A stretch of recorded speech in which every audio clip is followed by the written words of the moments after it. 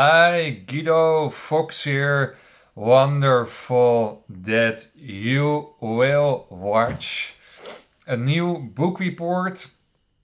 Today, I want to discuss with you this book, small book, nearly 200 pages, about four interesting spiritual persons.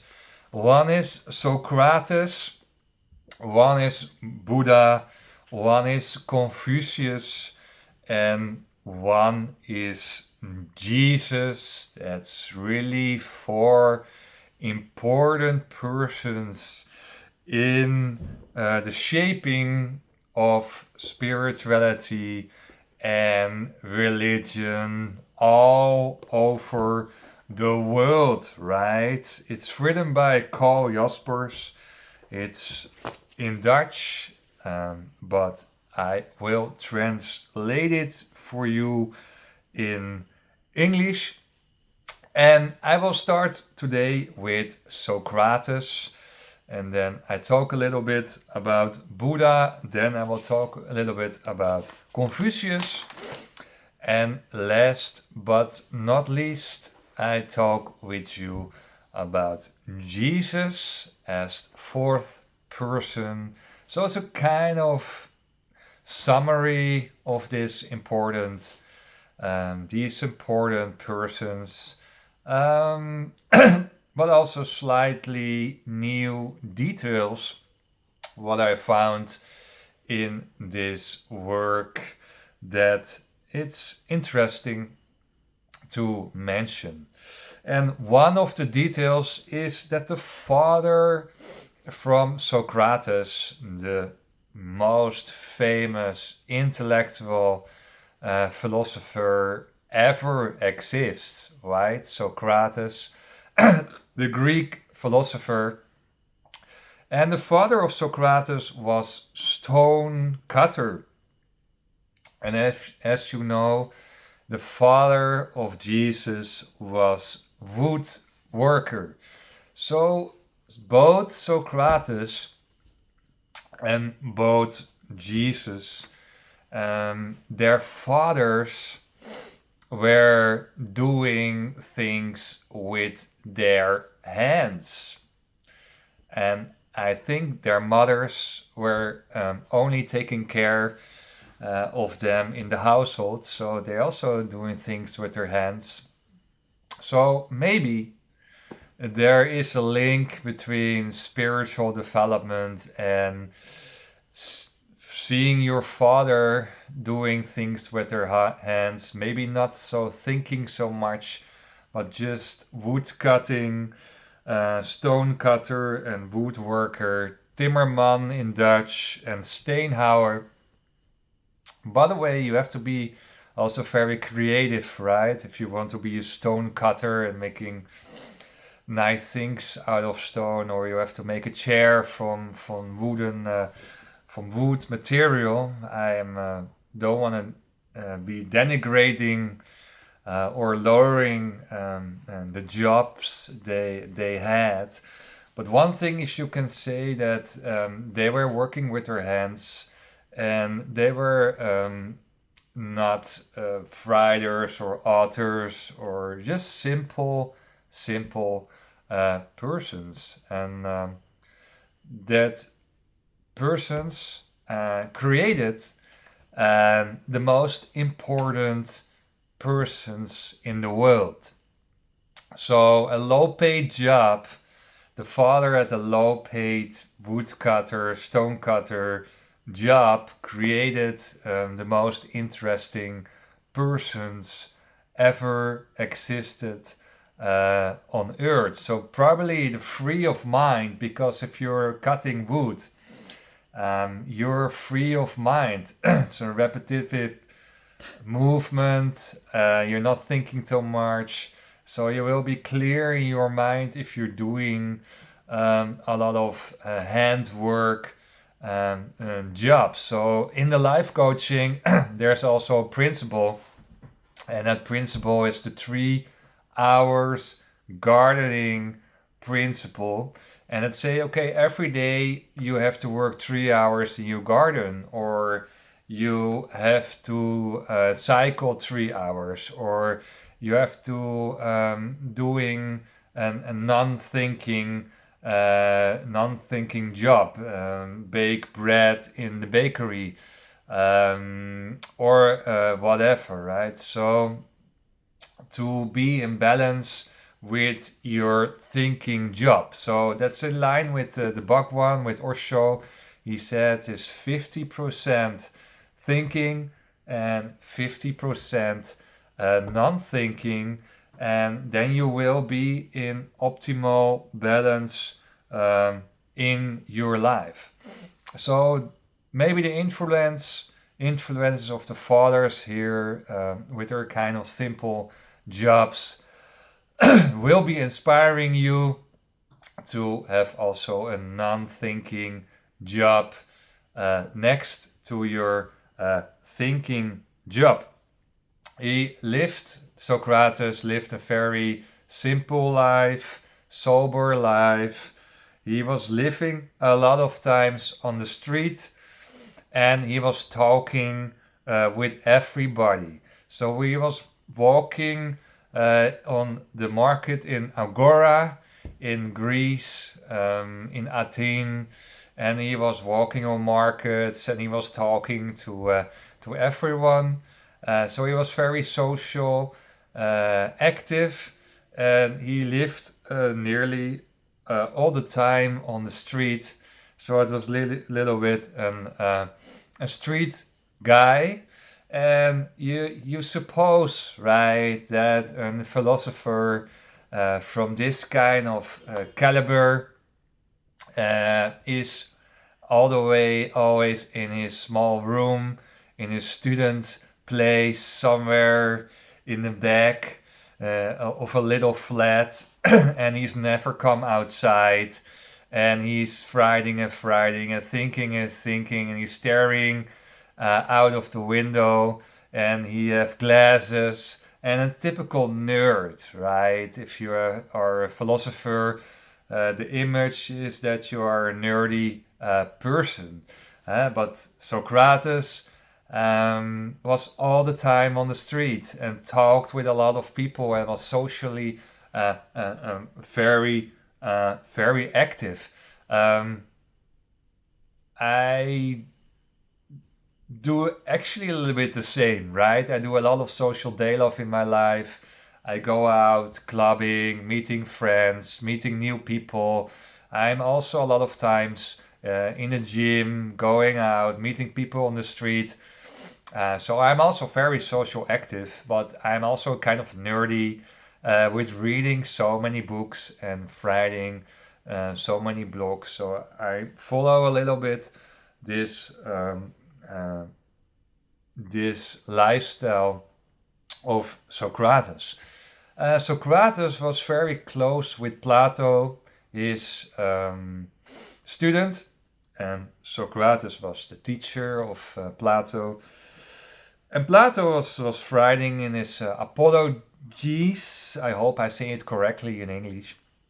He said, I only focus on the one who is alone. I stay out of the crowd consciousness, talking to crowds, talking to groups. I stay with contact of people one to one. Socrates not writing down so much.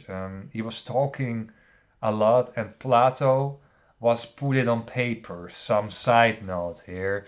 So Plato was talking about Socrates. So Socrates, I want to talk only one to one with people, because if you talk one to one, you can reach so many more results in your teaching and your coaching than in groups. People are so much more open to you one to one than in groups. The level of thinking is going down in group coaching, right? People can be shy to ask you a question. Um, um, And the ego is coming up, right, in groups. You always, there's a leader, and then someone who's following the leader. Some people are against the leader in the group. Showing off mentality. What you see, that Socrates was thinking, okay, I like to teach one to one. That works so much better and has so much better results than group coaching. So that is one part of his teachings that he was saying. I only focus me on the lonely person, and also I follow this principle. You nearly see me doing any seminars. I'm not into group coaching. I focus on one to one. That really works out. Page 35. People got to change. They change one to one, as I told you, but I also get the feeling that they come in an other energy field by Socrates, a kind of spiritual, magnetic, erotic also appearance, warmth, energy field, and people changed because of him, and that's what they were writing down. People, if they're one to one with him in a house, he invited people also coming to his house, and he walked on the streets and talked one to one with people, but also invite people to his home. And people are saying that they really felt that they changed. And of course, it's logic, because a high calibrated person, a high spiritual calibrated person will transfer the energy towards this person. So energy transmission was related here, right? So the most interesting I found here is that he has also kind of erotic appearance, magnetic, spiritual, warm field. That was very special. So that was a short notes about Socrates. I want to talk with you further about the Buddha. Buddha escaped when he was 29 out of the prison of the Matrix, so out of the palace of his father, de adellijke dynasty, the nobility of Sakya. Sakya, his father was emperor, and Buddha had to be supposed to be his following up guy, but he refused. He was going to the woods, he was going into meditation, and ultimately, on his 29 years old, when he had an abundance in financial situation, abundance in love and intimacy, with this big harem of nearly 400 women, the most beautiful women were in his harem. He had so many choice there. He figured out everything. He had his family already, and he left the dynasty and was living a sober life in the silence in the woods. And he was working on page 49 on his breakthrough of the endless soul movements from body to body. So what he said, okay, your soul is moving from one to another body, right? Reincarnation. And you can say, I don't believe in reincarnation. Socrates, Buddha, Jesus, Confucius, they all believe in reincarnation. The most wisest person on earth, the four persons, said reincarnation is true. You can do what you want about it, but I should say, if this four persons, they're shaping religious-wise the world, are saying reincarnation is true, think about it, right?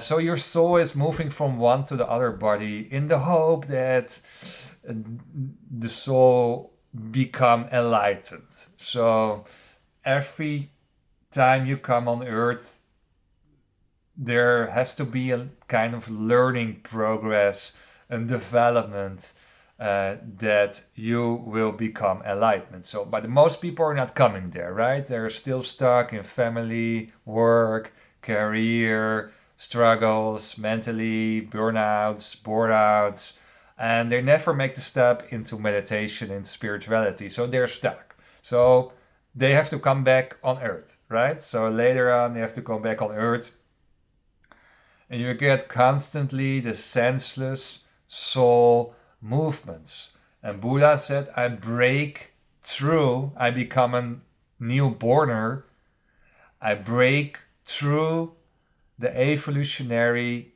path of soul movements from body to body. So actually he said, I end this dying bird circle. I'm not coming back on earth anymore, because if you become enlightened, it is senseless to come on earth back and sit in a primary school.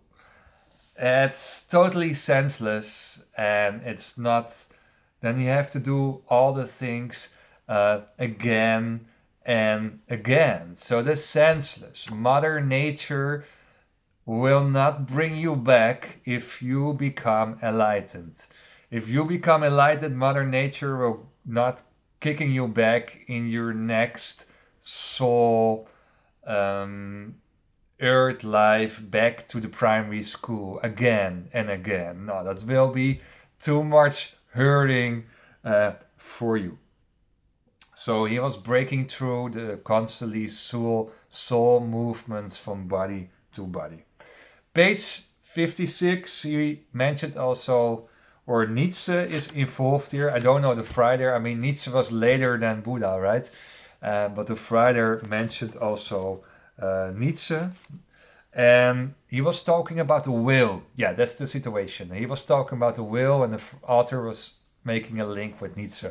So also the Buddha, well, had a very strong willpower. He was training every morning. He was doing pijl and boog archery, in the name of English archery.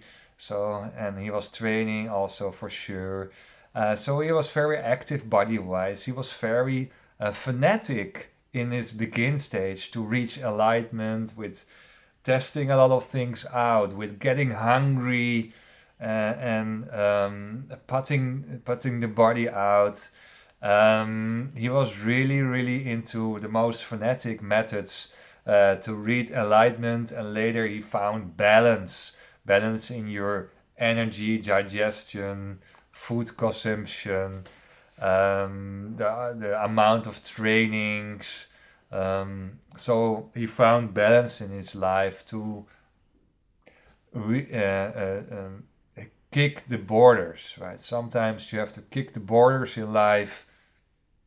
Okay, I go training 12 times in a gym today. Look what it does with my body. Too much. Oh, I go to 9. It's too much. I go to 6. It's too less. I go to 7, right? So you have to sometimes kick the boundaries in life to know what a middle way is. That is an important factor in the teachings of the Buddha. So he mentioned balance, but also the will to become enlightenment and the willpower to reach the ecstatic feelings in your inner body. He became unpersonal. It sounds a little bit strange, but the Buddha became unpersonal. He became God. Godliness. So he became part of universe. He was not the Buddha anymore before enlightenment. He was a reborner. So he was a person after enlightenment. So he was like a magnetic light field. He was not a person anymore. He was related to godliness. He changed. He changed his gesture. He changed his line. He was awakened. He opened up. So he was unpersonal anymore. He was not a person anymore. He wasn't godly person anymore. That was a short story about the Buddha. Then we go into Confucius, the Chinese spiritual master. Interesting thing about his life, he was a minister of justice, and he was president, Kanselier. I think that's not the president, but someone next to the president. You have a different kind of presidents, right? You have the Kanselier and the president, but he was Kanselier.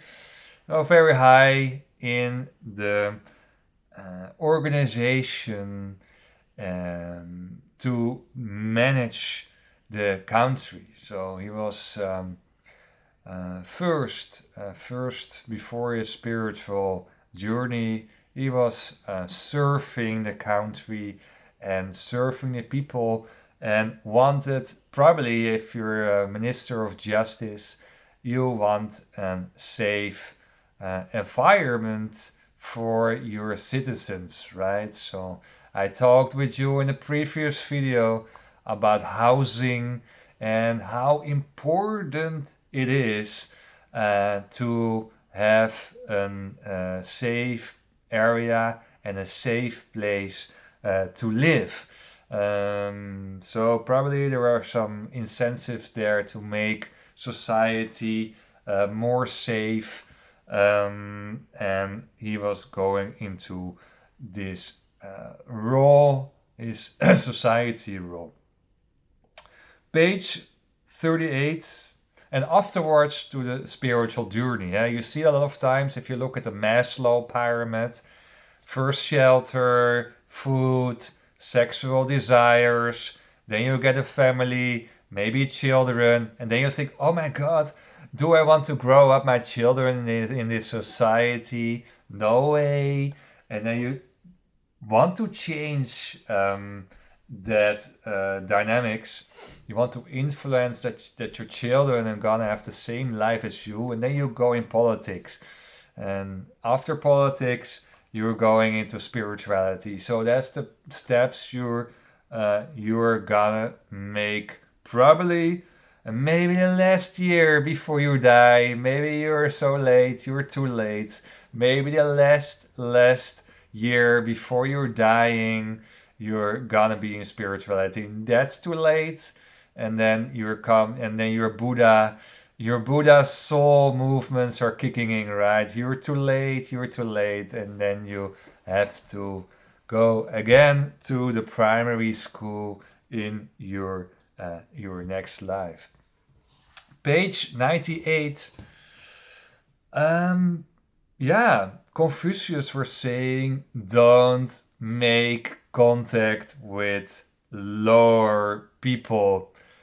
And I see it constantly in the personal development books, in the spiritual book, in the religious books. Strange, but true.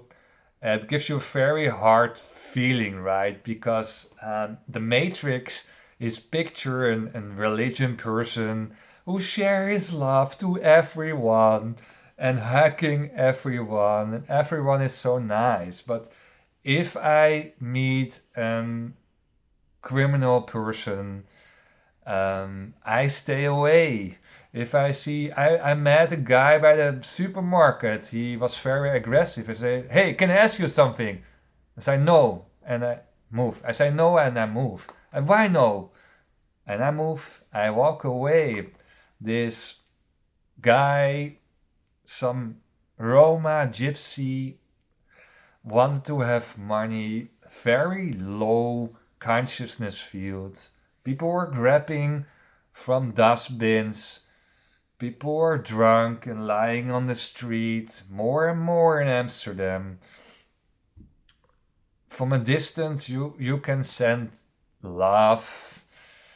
Yeah, I hope the best for you, guy, but not coming close so much. Watch out with who you goes, right? That's the magic five persons.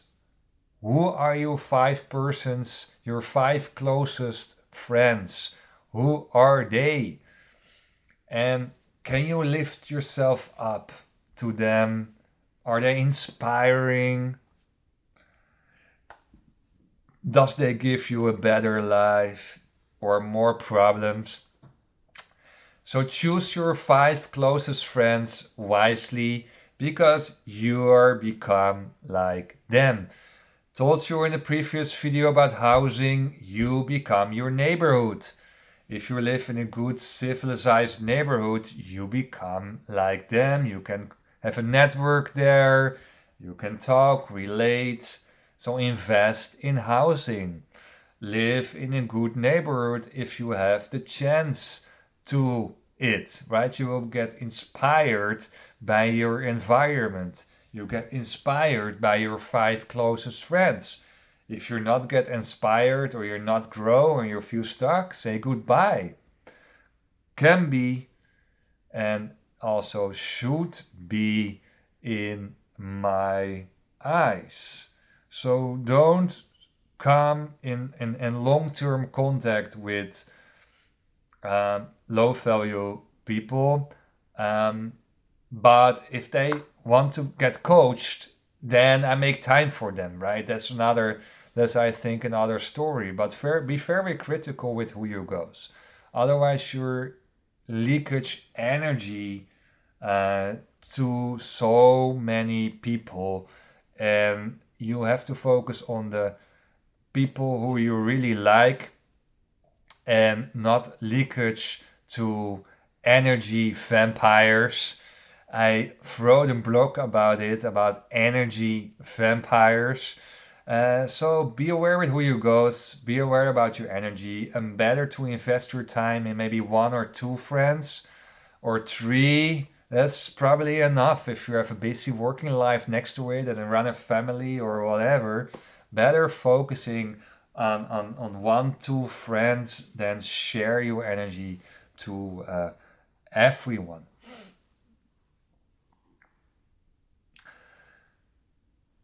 Spirituality is for the chosen one, religion is for the crowd. Spirituality was actually for only the nobility, the adel and the very rich kingdoms. They were going into spirituality. It is too difficult for normal folks. Normal folks, clear rules, praying 5 times, you will come in heaven, it's all fine. Religion is for the crowd, spirituality is for the chosen ones. So originally only kingdoms, higher management in societies, the nobility, the very, very rich people are going into enlightenment because they have everything, right? And then the next step is going there. So that was the birth nobility. So you're raised up in wealth and richdom, and you're very polite. And then you have to grow, if you look at Confucius, towards the mind nobility. So your birth nobility, and you learn how to be decent. You wear how to dress nicely. You learn how to behave like etiquette, behave like the etiquette rules in society. So the nobility knows how to act, but then following Confucius, you have to make the shift towards the mind nobility. And that's someone who read so many material, going to spiritual coaches or teachers, and ultimately you create self leadership in yourself. So that's the one. The mind nobility is the person who are able to raise yourself a second time. So you have the family raising and then the spirituality raising. So first family raising, your parents did hopefully a good job, and then the mind nobility. So first the birth nobility and then the mind nobility, and you become for the first time an independent person, an energy wise independent person. You can be stubborn in your mind and knowledge or rationality, right? You can be an independent thinker, but now you become an independent energy person who lives without fear. So also from there you become independent, energy wise. But you stay modest, right? Page 111, you stay modest person. You're not showing off too much. You stay on the ground. That's important thing to understand. You stay modest, you live without fear, and you become energy-wise a free person. Last interesting guy here is Jesus. Let's talk about Jesus. And a lot of time in the Matrix, they're told to you, embrace your neighbor, embrace your nearest, as a Christian verse, as a Christian wisdom. I talked about Confucius, right? Be aware of who you goes. Don't go with low value people. Be aware for your energy. And in the Christian tradition, there is something not well understood. There is a lot of Mother Teresa syndromes implemented in Christianity, and that is not okay. And that's a helper syndrome. And they say here also on page 133, only if you love God, Marcus 12:30, 12:31 for the fanatic Bible readers. Only if you have a mystical connection with God, if you love God, if you love your inner God, if you love your universal God, if you love meditation, if you're complete okay with yourself, if you love yourself, if you're not hating yourself, if you're not rejecting yourself, if you're hating and rejecting yourself, the helping will be in helper syndrome to fulfill your emptiness, to fulfill your lackage, to have your battery. Oh, it's my battery. I help and help and hope I get energy there because I feel so empty and I need to help someone to feel good. That's the most common thing. The Mother Teresa helpers syndrome. And here in Marcus 12:30, 12:31 said, if you love God, you love the nearest as yourself. If you love God, you love the nearest, your neighbor, as yourself. So who love God? Love his neighbor. So that means that you first have to love yourself, to embrace yourself, that you heal yourself, that you load up yourself before you can support another one from false motives who serves probably only your own ego image, and probably you try to shine to the world how much money you give to charity organizations, or wow, look what I do for the world. I give money because someone is hurted by an earthquake 5,000 kilometers away, and you're not even help your own neighbor because that has not shown shining outward ego presence. So first love yourself, then you're able to take care of someone else in your life. In Dutch, a lot of times in the Bible, they're mentioned, "U wil geschieden." The will of God will exist. The will of God will opening up. The will of God will come into your life. U wil geschieden, page 137. It's actually mentioned if you trust godliness, if you trust meditation, you will trust in Him. It's 100% trust, and everything in life comes in place. Everything in life comes good when you are able to trust God. So, U wil geschieden means and fully trust in God, fully trust in meditation, fully trust in ecstatic Loden chakra activations. If you feel your 7 seals, your Jesus 7 seals, you trust in Him and everything falls in place. Page 3138 is the sword. Matthäus 10:34 is the sword. Jesus was coming with fire and fury to kill your ego. He was not here to spread only love.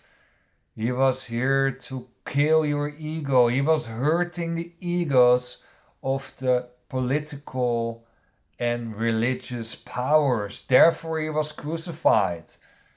He was hurting the egos.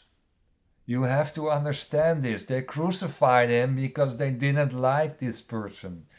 He was totally different. He had another energy field. He was light. He was maybe stubborn. He was shaking you. You couldn't handle this guy with your arguments. He was so stronger than you. He was so much smarter than you. He was hurting you in your insecurity, in your weakness, in not feeling enough to reach this guy. You felt insecure next to this person. Probably you felt really, really insecure next to a Jesus. He was too smart for you. So weak persons, a collusion of weak persons in the political and the religious powers, because I was broken with the dogmatic ego power mechanisms. He was killed by the collusion of weak sheeps. They didn't like Jesus. They didn't like this guy. Therefore, he was crucified next to 2 criminals, right? To hurt him, to put him down. He's coming with sword and fire to break your ego down. Lucas 12:49. Page 161, Jesus told he was Adam before. Adam and Eva. He was Adam. He said, I'm the reincarnation of Adam. And I think it's possible, if you're going so long in meditation, that you're able to go deeper in your old soul lives. But he was the reincarnation of Adam. Adam was not becoming enlightened in his life. You remember Adam and Eva, they were going into paradise, but they get ashamed. The shame, the low consciousness shame was coming in the life. They were eating the apple of rationality. The apple of rationality. the apple of thinking, the poison apple of thinking and not feeling. They were eating the apple of thinking. A snake was telling to do that, and they got ashamed. They were naked. They were so beautiful naked. They were naked in the paradise. And they were now doing clothes on to protect the nakedness. They were naked means childish. They were free. Naked is childish in religious words and terms. They were naked in the paradise, but they needed clothes. At a certain moment, I feel ashamed. God was condemning, and we listening to that. The false God, the evil God, Satan, were condemning, and we felt ashamed. We need clothes. And the child, the inner child, was gone. The inner child felt guilty. They felt guilty and were ashamed. And therefore, God was throwing Adam and Eve out of the paradise. Throw out of the paradise. So Adam never reached enlightenment and came back in the reincarnation of Jesus. And Jesus had another chance to reach enlightenment, and he was going to the mountain of Golgotha, making fires there, inner fires, right? Synonym of inner fires. He was going to the mountain of Golgotha and meditate for hours and hours and hours and hours to reach this ecstaticness. So that is the story about Christian Jesus Christ as second Adam. Adam. Thank you for watching this spiritual religious video, and I see you by the next one. Thank you. Bye bye.